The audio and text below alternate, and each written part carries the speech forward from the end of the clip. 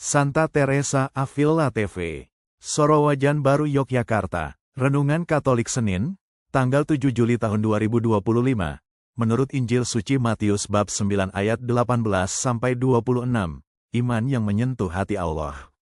Marilah kita berdoa, dalam nama Bapa, Putra dan Roh Kudus. Amin. Ya Allah Bapa yang Maha Pengasih, kami datang ke hadirat-Mu pagi ini dengan hati penuh syukur atas kehidupan yang Engkau anugerahkan. Bukalah hati kami untuk mendengarkan sabda-Mu dan biarlah melalui kisah-kisah dalam Injil hari ini, kami semakin diteguhkan dalam iman dan harapan kami kepada Yesus Kristus, Putra-Mu. Curahkan Roh Kudus-Mu agar kami mampu memahami kehendak-Mu dan menjadikan firman-Mu sebagai dasar hidup kami hari ini dan seterusnya. Dalam nama Yesus Kristus Tuhan kami. Amin. Tuhan besertamu dan bersama roh-Mu. Inilah Injil Suci menurut Matius bab 9 ayat 18-26. Dimuliakanlah Tuhan. Ketika Yesus sedang berbicara demikian kepada mereka, datanglah seorang kepala rumah ibadat dan menyembah Dia. Katanya, "Anakku perempuan baru saja meninggal, tetapi datanglah dan letakkanlah tanganmu atasnya, maka ia akan hidup." Lalu Yesus pun bangunlah dan mengikuti orang itu bersama-sama dengan murid-muridnya. Pada waktu itu seorang perempuan yang sudah 12 tahun lamanya menderita pendarahan mendekat dari belakang dan menjamah jumbai jubahnya. Sebab katanya dalam hatinya, "Asal kujamah saja jubahnya, aku akan sembuh." Yesus menoleh dan melihat dia serta berkata, "Teguhkanlah hatimu, hai anakku, imanmu telah menyelamatkan engkau." Maka sejak saat itu sembuhlah perempuan itu. Setibanya Yesus di rumah kepala rumah ibadat itu dan melihat peniup seruling serta orang banyak ribut, berkatalah ia, "Pergilah, karena anak ini tidak mati, tetapi tidur." Tetapi mereka menertawakan dia. Setelah orang banyak itu diusir, Yesus masuk dan memegang tangan anak itu, lalu bangkitlah anak itu. Demikianlah sabda Tuhan. Terpujilah Kristus. Kutipan hari ini, imanmu telah menyelamatkan engkau. Matius bab 9 ayat 22. Injil hari ini berisi dua mukjizat dalam satu perikop, kebangkitan anak kepala rumah ibadat, Yairus, menurut Injil lain, dan kesembuhan seorang perempuan yang menderita pendarahan selama 12 tahun. Keduanya memperlihatkan iman yang kuat dan penuh harapan kepada Yesus. Kedua tokoh ini berada dalam situasi putus asa, satu menghadapi kematian anak, yang lain menderita penyakit tak tersembuhkan yang membuatnya dijauhi secara sosial dan religius. Namun, mereka tidak menyerah kepada keadaan, melainkan datang kepada Yesus dengan keyakinan bahwa satu sentuhan atau satu sabda darinya cukup untuk memulihkan. Yesus menanggapi iman mereka dengan penuh kasih dan kuasa.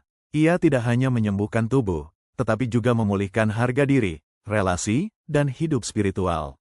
Bahkan ketika orang menertawakannya, Yesus tetap bertindak, menunjukkan bahwa iman sejati tidak ditentukan oleh opini orang banyak, tetapi oleh kepercayaan penuh kepada Allah.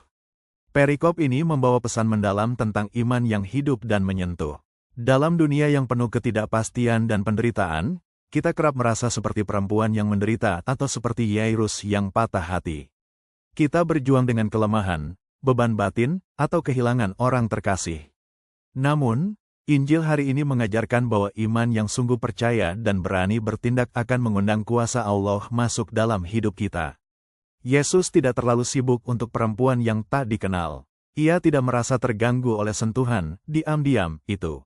Sebaliknya, ia menghargai iman perempuan itu dan menyebutnya, "Anakku," panggilan yang penuh kehangatan dan penerimaan.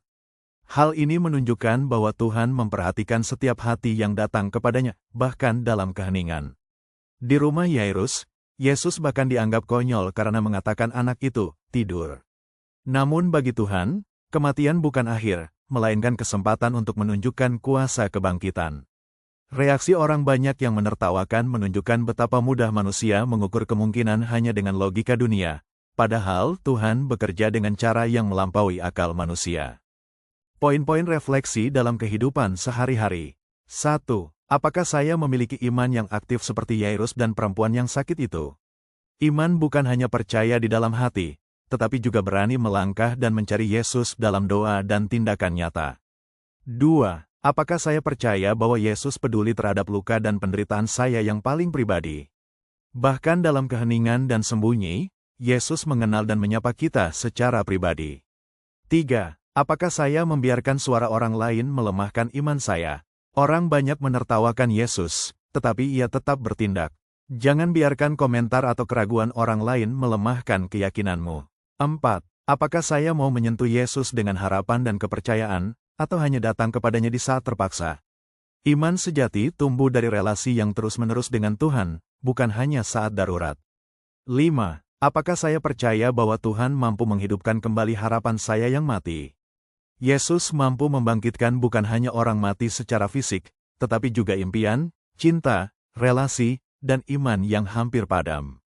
Kesimpulan renungan hari ini. Injil hari ini menegaskan bahwa iman yang sederhana, tulus, dan penuh kepercayaan dapat menyentuh hati Allah dan menghadirkan mukjizat. Baik perempuan yang sakit maupun Yairus tidak memiliki jaminan apa-apa selain iman, dan itu sudah cukup bagi Tuhan. Mari hari ini kita mendekat kepada Yesus, membawa luka, harapan, dan keinginan kita, lalu menjamahnya melalui doa, ekaristi, dan karya kasih. Percayalah, Ia akan menyapa kita secara pribadi dan berkata, "Teguhkanlah hatimu, imanmu telah menyelamatkan engkau." Marilah kita berdoa. Tuhan Yesus yang penuh kasih, kami bersyukur karena Engkau adalah Allah yang peduli dan menyentuh hidup kami secara pribadi. Ajarilah kami untuk memiliki iman seperti kepala rumah ibadat dan perempuan yang menjamah jubahmu, iman yang tidak goyah, meskipun keadaan tampak gelap. Pulihkan kami dari segala kelemahan, baik secara jasmani maupun rohani. Biarlah hari ini kami mengalami kasih dan kuasa-Mu yang menyembuhkan. Bantulah kami untuk tetap berharap dan percaya, bahwa bersama Engkau, tidak ada yang mustahil. Dalam nama-Mu yang kudus, kami berdoa. Amin. Bagikan renungan ini, jangan lupa klik subscribe, tekan tanda lonceng, dan like YouTube @pakrify agar semakin banyak orang diberkati oleh firman Tuhan. Terima kasih berkah dalam Gusti Yesus.